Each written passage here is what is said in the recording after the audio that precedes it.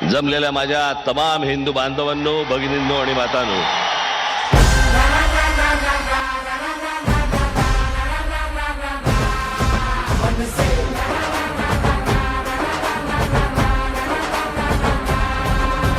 धाडसी करारी राज साहेब आपले पाठीशी असताना डरे